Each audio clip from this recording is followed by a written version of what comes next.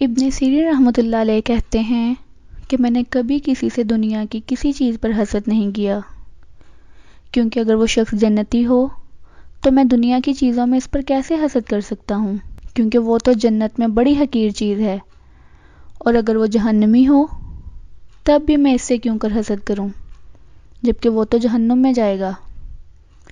حضرت ابو درداء رضی اللہ عنہ فرماتے ہیں، انسان موت کا ذکر جتنی کثرت کے ساتھ کرتا ہے، اس کی خوشی اور اس کا حسد اتنا ہی کم ہو جاتا ہے۔ حضرت امیر معاویہ رضی اللہ عنہ فرماتے ہیں کہ میں ہر اس شخص کو راضی کر سکتا ہوں سوائے نعمتوں پر حسد کرنے والے کے، کیونکہ وہ نعمت کے زوال کے بغیر راضی ہی نہیں ہوتا۔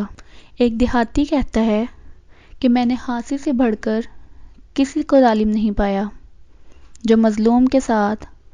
حد درجہ مشابہ ہو،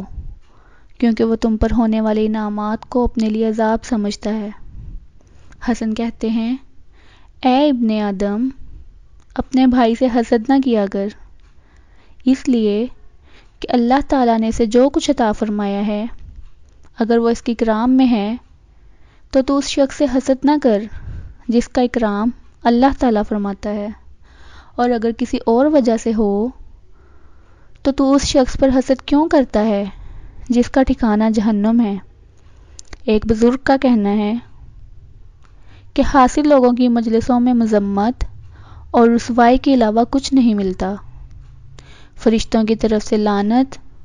اور نفرت کے سوا کچھ نہیں ملتا، اور مخلوق سے گھبراہٹ اور پریشانی کے علاوہ کچھ نہیں ملتا، انزا کے وقت شدت اور مشکل کے علاوہ کچھ نہیں ملتا، اور قیامت کے دن رسوائی